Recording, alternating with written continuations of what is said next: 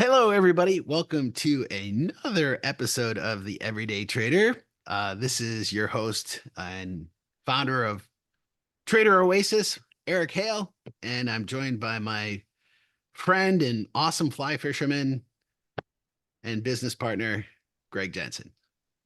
I think I've lost that skill. Maybe it's like riding a bike. I need to fish more. I see I'm you wearing still, your bronze buffalo I jersey. am Your wearing my bronze bronze. buffalo. I've seen you fish in that shirt. I've seen you catch fish in that shirt. I have. So I I have. know I was just thinking about it. So hey, I'm excited. Next week we're gonna have Jake Hanley on. He's somebody who likes to fly fish. He lives in Vermont. Very interested about coming out west. Convinced him to join the Global Center for Interdependence, but he works for a organization that does commodity ETFs, agricultural commodity ETFs. So you haven't met Jake yet, but I'm excited about that because you have a lot of commonality. You both like in economics. Politically, you're aligned, by the way, even though Okay. he lives in Vermont and he likes fly fishing and he knows agricultural commodities. So I told him about you being a wheat farmer. It should be a good episode because we're going to talk about how retail traders might be able to take advantage of some of these ETFs that I, are out I'm there. I'm looking forward to that as well. That'll be a fun conversation. Like you said, that was how I got my first exposure to the financial markets was watching my dad hedge the risk in the wheat that we would grow. So yeah, Yeah. So looking forward to that next week. his company, I think it's Technium. It's a funny name, but they have the symbol corn, CORN, and WEAT wheat, and SOYB. So they're the big ETFs. If people aren't looking to trade futures directly, they want to trade these ETFs. So we're gonna learn a little bit more about that. I'm excited. But here we are reporting on Friday. Today is September 6th. September, right? This is September is ranked 12 out of 12 in terms of performance across the board on all equities. If you take a look at the Stock Traders Almanac, I'm a big fan of the Stock Traders Almanac. Seasonality happens for some reasons. Let me ask you a quick question. So, why is September so bad, Greg? Well, there's a lot of reasons, but I think the biggest reason has to do with the fact that most of the mutual funds in the world, or at least in the US based equities, most of the mutual funds, this is their year end. And so they do a lot of selling, they do a lot of buying, they do a lot of window dressing. And I think it has to do with a lot of the passive flows that come into money, that come into a lot of these big companies, the Vanguards of the world, the BlackRocks of the world that just take passive investing. And September's a bad month for them, cash flow wise or inflow wise, that then usually flips around once you get into Q4 and they start to put their money back to work again. So it really is a lot of it's just plumbing. It's not necessarily that it's spooky or that bad things happen in September, but of course the media likes to grab headlines and tries to scare you into, stay out of the market in September. But it really is one of those things that it does create opportunity, in my opinion, to trade if you understand how to take advantage of short-term moves, which I think that's what this is right now. Is this is just a short-term correction after the market's already up, what, 16-18% year to date, on a market that normally averages the S&P lifelong averages 8 to 10% yields. We're having a good year this year. And sometimes it's healthy to have days like today, although it's hard to look at that if you're not bearish positioned into a day like today and say today's a good day, right? Yeah. So speaking of today, let's just take a look. I was checking the headlines because there's lots of stuff coming across on the headlines, but the day started off pretty good. Today's jobs day, so it's the first Friday, usually the first Friday of every month, unless there's a weird holiday or something. Is Which could be Labor Day, right? So we get the latest number. We get the jobs report and so there's two reports. There's the household survey and the unemployment.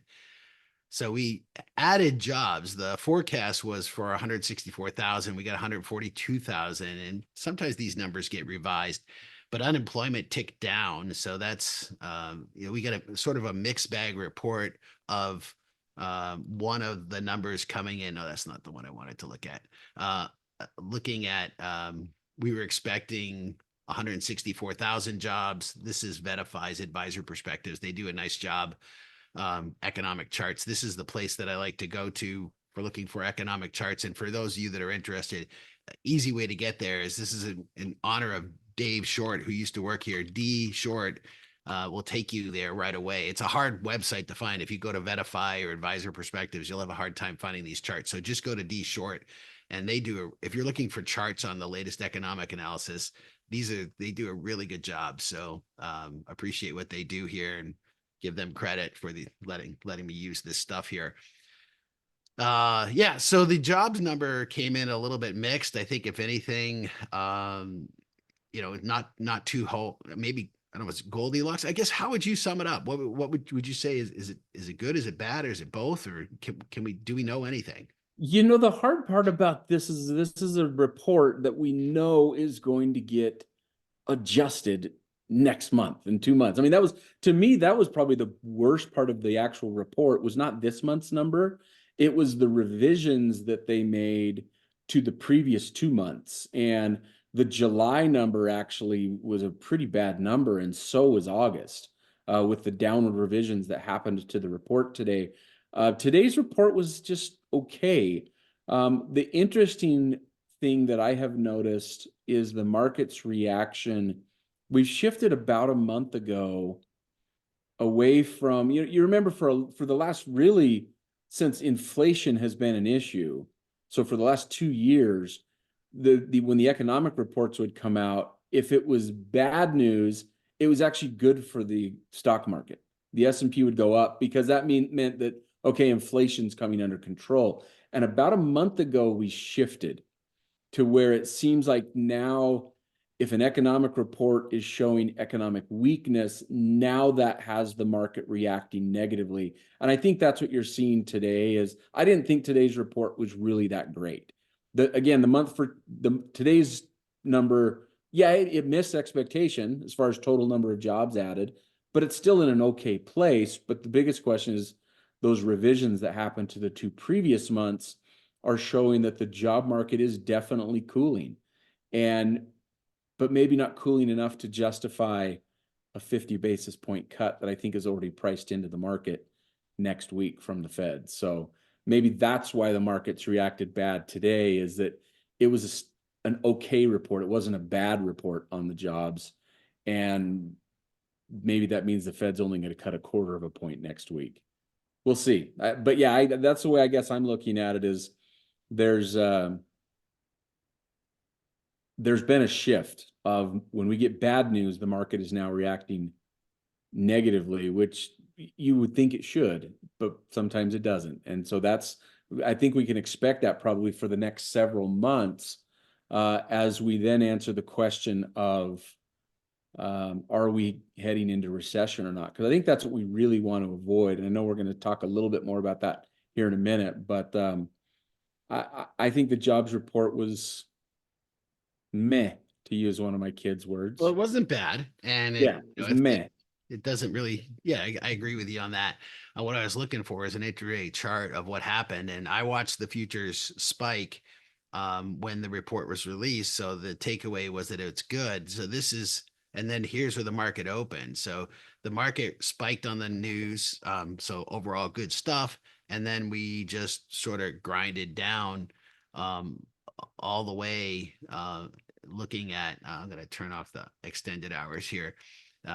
This is, steady grind down. If we take a wider picture back and look at the past 5 days, we've had a steady, kind of a flat day and then grinding down. It just looks like a continuation of the trend.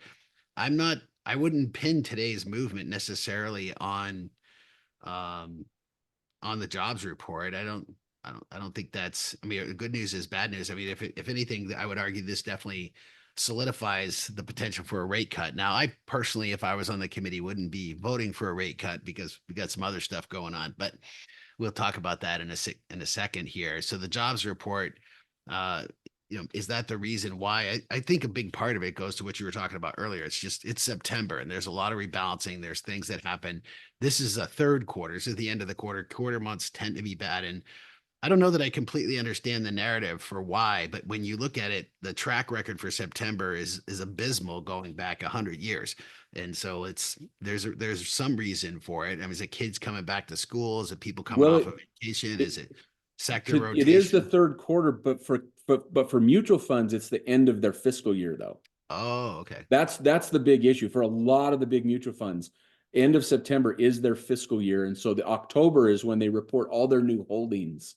Ah, Um, and so it's that passive money I that's missed that. Okay, rebalancing yeah, right now. that's a good point. So So there's some yeah, others. we'll see. I mean, we'll see. Yeah. September usually is bad, and we've definitely started off September bad. This has been a rough week for the Bulls. Yep. But normally the first week in September is up, but it's usually the last 3 quarters of the month that are bad. So we've had a bad beginning of the week. And I wouldn't be surprised if we finish September lower. I'm still bullish on the year. I think we'll probably, I think there's a buying opportunity in here somewhere, and maybe for people who are hedged to make sure that they have potential to get protection to the downside. I think there's some really excellent trading strategies that could work in here. But shifting pictures or shifting beyond the jobs report and today's move, one of the things that's catching headlines is the yield curve inversion. So when we talk about yield curves, this has been historically a signal that folks look to identify a recession. And so the thing that catches people's attention is this is when we're looking at here is the yield on the 10-year versus a 2-year. So normally you would expect that if you give the government money, you would earn a higher rate on longer term treasuries. And what happens when the yield curve inverts is you get a higher yield on short-term treasuries. So it makes more sense for you to probably buy the short terms because you're going to make less money in the long term. And there's sort of a, is this a causal thing, or is this an indicative thing? Is this a symptom, or is this a cause of financial instability? It makes it harder for businesses to loan money out because they tend to loan money out at what's near the 10-year treasury. If you want to look at whether your mortgage is going to go up or down, kind of look at the 10-year treasury. If that's going up or down, your mortgage rate, not exactly the same percentage, but kind of moves with it. And banks borrow at the short term. They borrow on the front end of the term. So if they're paying more money, these 2 years, 3 months, or 1 year, or whatever, shorter period, that it's hard for them to do business. Now, fortunately, they have plenty of other ways to get money and liquidity from, and there's a ton of money that's out there. We've talked about reverse repo and the Fed balance sheet and treasuries and stuff out there. But looking at this is catching everybody's headlines this week, is that we've got the 2-year and the 10-year finally going back the other way. So right now, the 10-year and the 2-year are the same yield. What are your... So yeah, I think at this point it depends. It really is. But I think, and this is going to go to really the Oh, I know same where you're going. conversation about it. Is the Fed going to, when the Fed starts cutting rates, which they've been pretty clear. In fact, even Waller came out today and was pretty clear about their cutting rates next week. The question is how much, how the speed, how much more are they going to forecast? Are we going to see one rate cut this week or next week, and then they wait for a couple meetings? Are we going to be aggressive up front? Those are all the questions I think that are still making a market right now as to the unknown of where interest rates are going. But the biggest question, in my opinion, I know you and I have talked about this, kind of comes back to this yield curve uninversion as well, is what's causing it to uninvert? Are we having just a simple rotation? Are we in soft landing? Is this monetary policy that's pushing it that way? Or are we heading into recession? Because if we're heading into recession, like this, like you said, is it causal or is it a symptom? I don't know. Maybe both, but Now, we only got we use the 10-year and the 2-year. There's a lot of things that I think are legacy that in the industry, certain things that are sort of tribal knowledge. And we use the 10-year and the 2-year. I mean, if you go back and read economic books, that's what they talk about 20, 30 years ago, because we didn't have a 3-month. So I think both matter. And the one that I tend to look at, because I think it's more important, is the 3-month, the yield curve of the 10-year and the 3-month. And that is still, this is the one that I think is a better indicator, but we don't have as much data going back. So the history books don't go back as far and talk about this. But we do have the longest inversion we've had in history here on both the 10-year and the 2-year, and this is the 10-year and the 3-month, and this one is still showing ugly signs. And the argument is that when it inverts, we have a recession within 16 months on average, and it's been over 16 months and we've not had one. Now people are sort of changing the tune and saying that it's not the inversion that causes it's the uninversion. What do you call that? Version? Yeah, well, It's not in inversion. Is it just version? Yeah, I don't know. That Nick Timrose called it the uninversion, right? The uninversion. Yeah, the version. So yeah, Nick posted a tweet here. This is on yesterday with some interesting graphs talking about the 10-year and the 2-year. I think both matter. So scrolling back and answering the question, I shared a tweet from Goldman Sachs that was put out and looked at. I like this a lot. I like these sort of charts. Goldman Sachs has done a couple of these, and I've shared this chart with the first rate cut. So what we have is the market before the first, this isn't the rate cut. This is a yield conversion, but it's almost the same chart. When I looked at this, I'm like, wait, is this the same chart? No, it's a different chart. This is when the yields finally uninvert, and it looks back 12 months and then forward 3 years. And what we see here is a very clear dichotomy. There's been 14 times in the past that we've had the 10 and the 2-year uninvert. 14 times this has happened. 9 times it has been bad, and 5 times it has been good. And it comes down to, so this light blue line is if there's a soft landing, no recession. And this is the darker line is if there is a recession. And that's the big question. This is the question that we've been saying this about the Fed rate cuts. If the Fed cuts rates and we are in a recession, it is going to be bad for markets. If the Fed cuts rates and we are not in a recession, we are going off to the races. It's going to be good. So here's an interesting, and I just sent you a picture that I stole a snapshot. I don't even remember where I stole it from, but this is, you and I have talked about this, and this is one of these scenarios that if we're not in recession and the Fed goes on an aggressive rate cutting schedule right now, I sent it inside of Zoom, by the way. I sent you a picture inside of Zoom, comparing the 1970s CPI data to the current 2024 CPI data. And I can tell you and I think a lot alike. Did you see my other tweet? No, I didn't. Did you? Yes. Did you send that same picture? It's the different picture, but basically the same. This is one I posted after it, and here it is. This is from TS Lombard. This is the same thing. This is an aggregate. Your picture is just looking at. Mine is just CPI. This is CPI, but it's only looking at 2 different years. It's looking at the 1970s and the 2020s. Correct. This is looking at all of them. Was actually this includes the 40s. So, and I've been ringing this bell for a while. It's why you and I have had conversations with Fed members, voting Fed members, that this is their concern about cutting rates. They are well aware of this. They know about this, and they are watching for it. So I'm still in the no rate cut in September. So this second wave of inflation, I know they're looking at.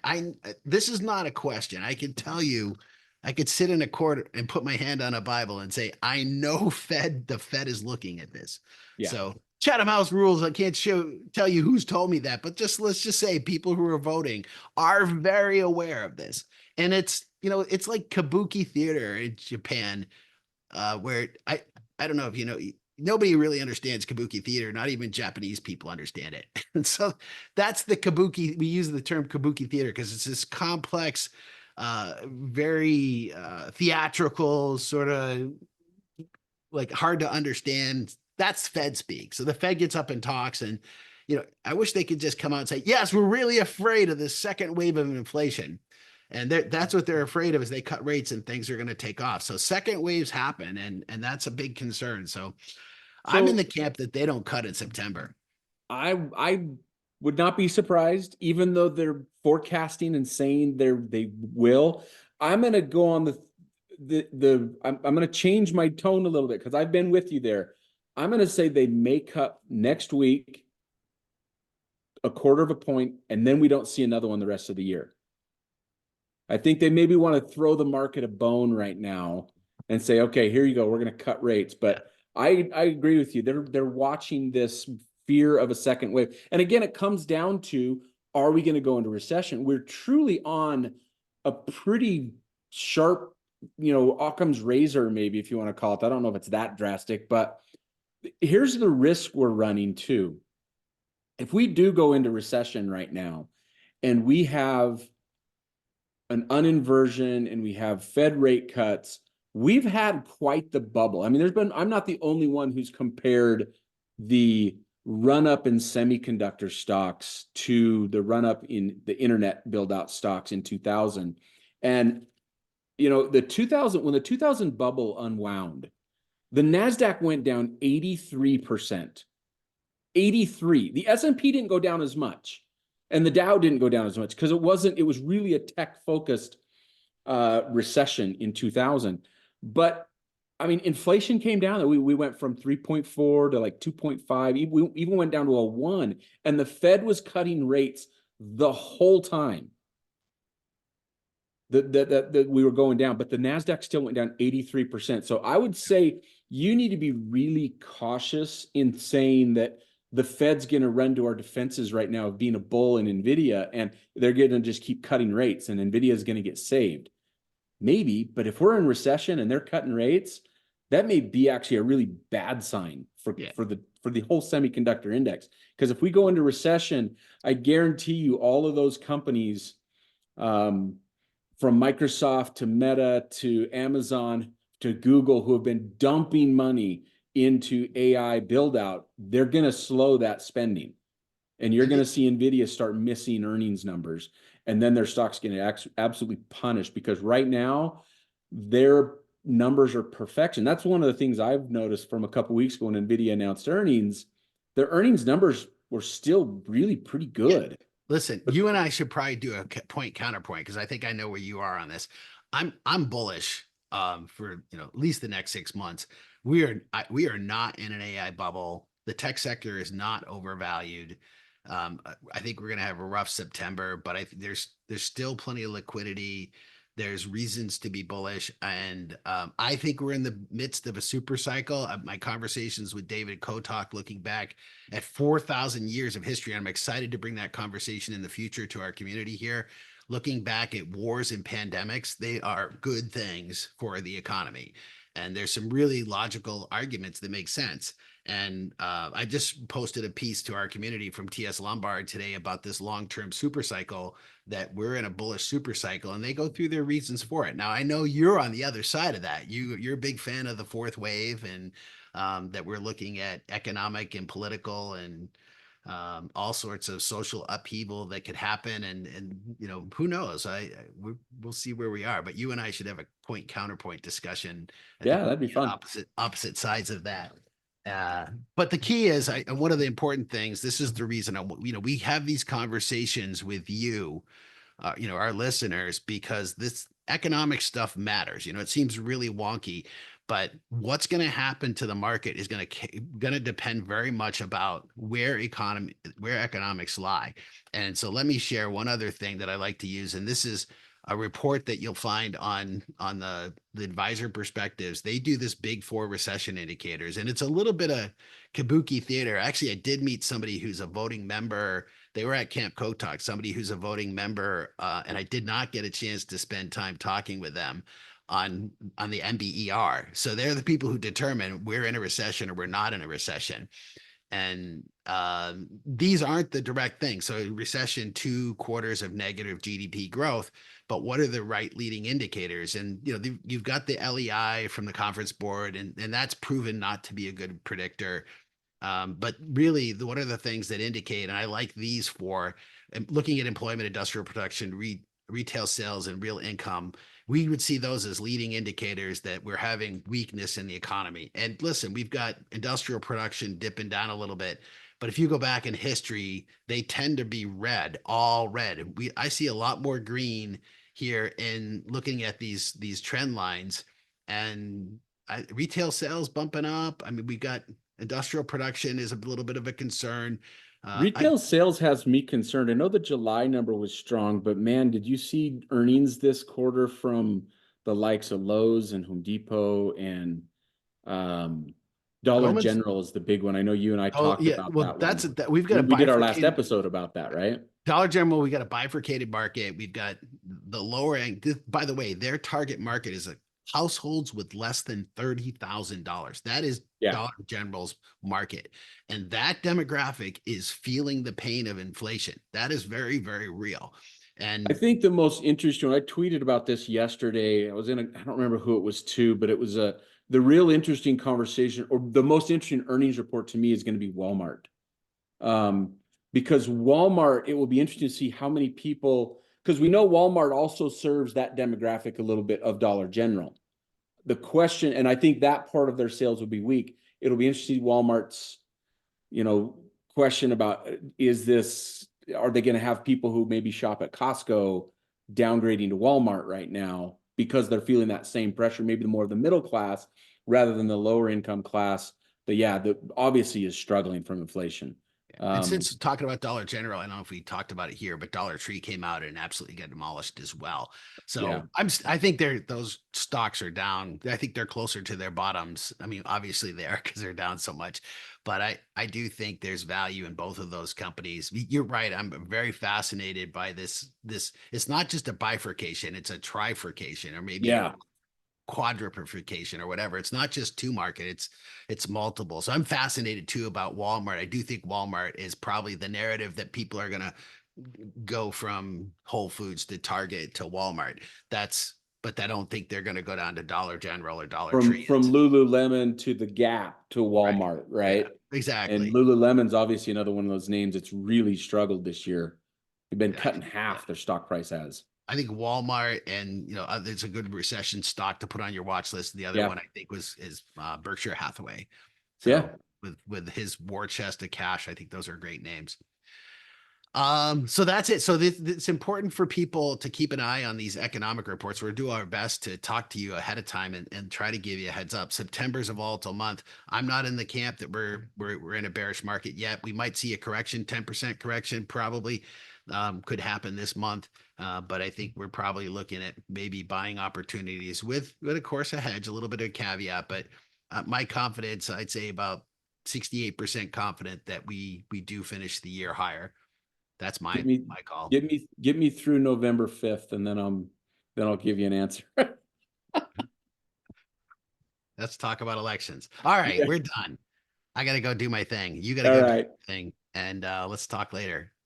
Thanks, everyone. Good to talk to you again. If this is your first time watching us, like and subscribe, share this with your friends. Thanks, everybody.